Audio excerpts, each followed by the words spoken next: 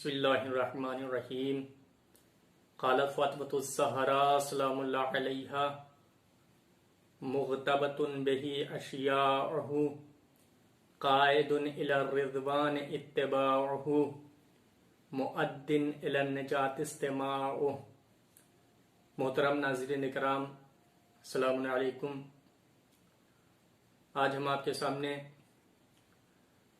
कुरान मजीद की पैरवी और इत्तिबा करने वालों का निगाह कुदरत में क्या मर्तबा और क्या मकाम है, उसको बयान किया जाएगा। कुरान मजीद अबदी व दाइमी मोजज़ा है। ये वो किताब नहीं जिसके मुताल्लिक ये कहा जा सके कि ये किताब फला किताब से बेहतर है, या इस किताब में जो कवानीन और ज़वाबित हैं वो दूसरी किताब से कुछ बेहतर है। नहीं, ये हरगिज ऐसा तसव्वुर नहीं किया जा सकता, चूंकि कुरान मजीद मखलूक की किताब नहीं, खालिक हकीकी की किताब है। इंसानी जिंदगी के वो तमाम पहलू, चाहे वो इज्तिमाई हों या सकाफती हों, तमाम के तमाम ज़वाबित कुरान मजीद में पाए जाते हैं। कुरान मजीद के सिलसिले में मौला कायनात हज़रत अली इब्न अबी तालिब अलैहिस्सलातु वस्सलाम बयान फरमाते हैं कि कुरान वो रोशन चराग है जिसकी लौ कभी खामोश नहीं हो सकती। वो फिक्रो नजर का ऐसा मोजज़न दरिया है जिसकी गहराई का अंदाजा लगाना इंसानी ताकत से बाहर है। कुरान मजीद वो अजीम किताब है कि जिसकी अगर पैरवी की जाए तो यकीनन लोग उस पर रश करेंगे, फख्र करेंगे, जिसकी तरफ हजरत ज़हरा सलामुल्लाह अलैहा इशारा फरमाती हैं, मुग़तबतुन बिही अशियाअहु। कुरान मजीद की पैरवी करने वालों का मर्तबा क्या है? शहजादी बयान फरमाती हैं कि कुरान करीम के पैरोकार काबिल रश्क हैं। यानी अगर कोई इंसान कुरान करीम की इत्तिबा और पैरवी करता है तो यकीनन वो काबिल रश्क है। हज़रत सैयदा सलामुल्लाह अलैहा बयान कर रही हैं और समझाना चाहती हैं कि अगर कोई सही मायनों में कुरान मजीद की पैरवी करता है तो परवरदिगार आलम उसे वो कमालात अता कर देता है कि लोग उसको देखकर रश्क करते हैं। चूंकि मुग़तबत कहते हैं वो शख्स जिस पर रश्क किया जाए। अशिया की जमा है जिसके माने पैरवी करने वाले की। मुग़तबतुन बि अशियाअहु, कुरान मजीद की पैरवी करने वाले काबिल रश्क हैं, लेकिन शर्त यह है कि कुरान मजीद की सही माना में पैरवी की जाए, जो उसके अहकामात, जो कानून, जो दस्तूर हैं उसको अपनी जिंदगी में ढाला जाए और अपनी जिंदगी को कुरान मजीद के दस्तूर के मुताबिक गुजारा जाए। कायदुन इला रिज़वान इत्तिबाअहु, कुरान अपने पैरोकारों को रिज़वान यानी जन्नत की तरफ रहबरी करता है। रिज़वान रज़ा से बना जिसका माने खुशनुदी। रिज़वान इलाही सबसे बड़ी दौलत है। सूरह तौबा की आयत नंबर 72 में इरशाद होता है, व रिज़वानुम मिनल्लाहि अकबर ज़ालिका हुवल फौजुल अज़ीम, ज़ालिका हुवल फौजुल अज़ीम। और अल्लाह की मर्जी, अल्लाह की रिज़वान सबसे बड़ी है। चूंकि वो अकबर है तो उसकी रजा भी अकबर है, और यही सबसे बड़ी कामयाबी है, अजीम कामयाबी है।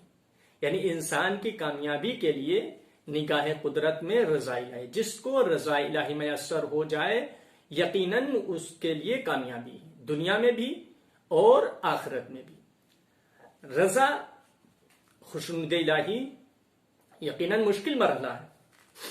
खुशनुद इलाही एक मुश्किल मरहला है जहां बंदा अपनी जिंदगी को अल्लाह के लिए वक्फ कर देता है और अहकाम इलाही पर अमल करने के दरमियान जो भी सऊबतें, जो भी मुश्किलात आते हैं उन पर सब्र ही नहीं बल्कि शुक्र करता हुआ नजर आता है।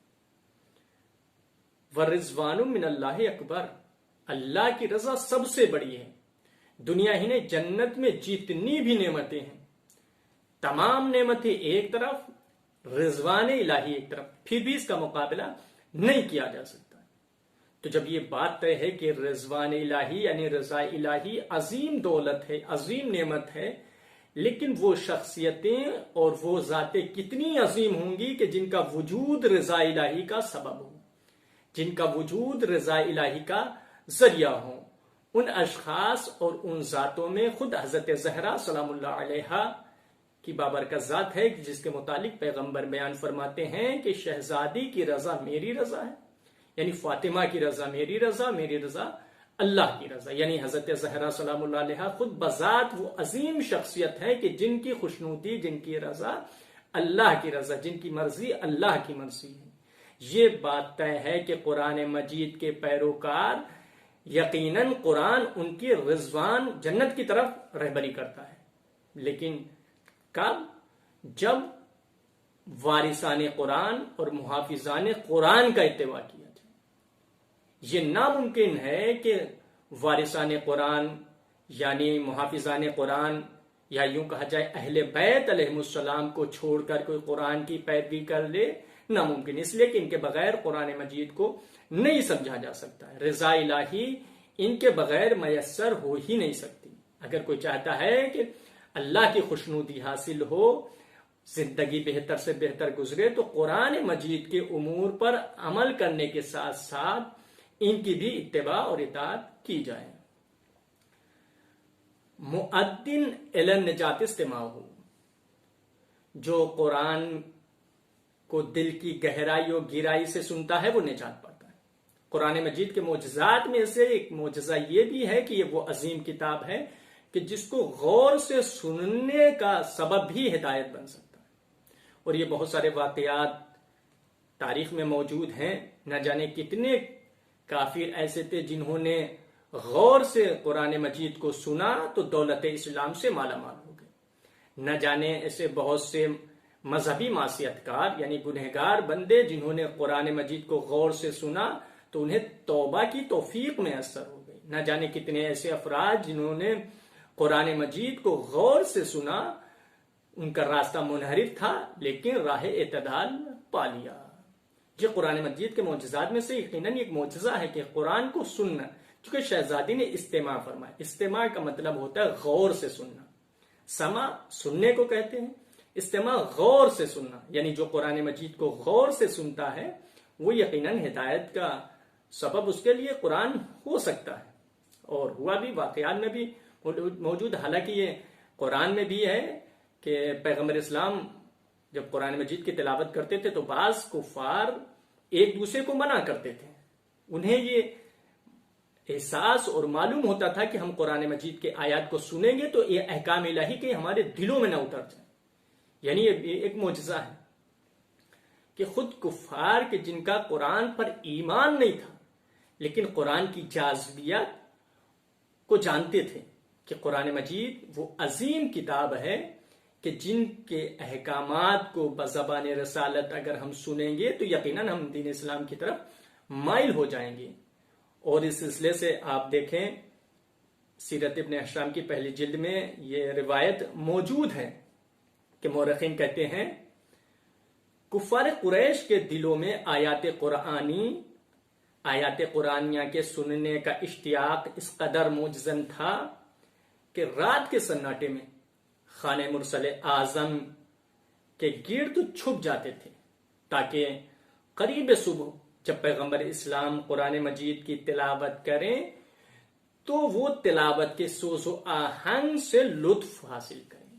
یعنی کفار قریش جو یقیناً رات کی تاریکی میں پیغمبر اسلام کے گھر کے پاس آ کر چھپ جاتے تھے تاکہ صبح کے وقت قریب صبح جب پیغمبر اسلام تلاوت قرآن کریں گے تو ان کی تلاوت کی جو شیرینی اور جو سوز و آہنگ ہے اس کو سن کر ہم لطف حاصل کریں گے۔ یہ قرآن کی عظمت ہے کہ جس کا سننا بھی یقیناً نجات کا سبب ہو سکتا ہے۔ پیغمبر اسلام کی مشہور حدیث ہے، آپ بیان فرماتے ہیں کہ میری امت کے معزز لوگ دو طرح کے ہیں، دو طرح کے لوگ معزز ہیں، عظیم ہیں، صاحب قدر ہیں۔ قابل قدر ہیں. اول شب بیدار، یعنی جو شبوں میں عبادتیں کرتے ہیں، شبوں میں ریاضتیں کرتے ہیں، شب میں جو اللہ کی بندگی کرتے ہیں، عبادت کرتے ہیں، وہ. دوسرے حاملان قرآن. حاملان قرآن کا مطلب قرآن کو سمجھنا، اس کو پر عمل کرنا، اور قرآن سے انسیت پیدا کرنا. جیسے ماں باپ کو اپنی اولاد سے انسیت ہوتی ہے، محبت ہوتی ہے، ویسے حاملان قرآن کو قرآن سے انسیت ہوتی ہے. یعنی وہ اپنی زندگی کے ہر مرحلے میں قرآن کو راہ نجات سمجھتے ہیں، اپنی زندگی کا ہر فیصلہ قرآن سے کرتے ہیں. گویا وہ اپنی زندگی قرآنی زندگی بنا لیتے ہیں. وآخر دعوانا ان الحمد للہ رب العالمین.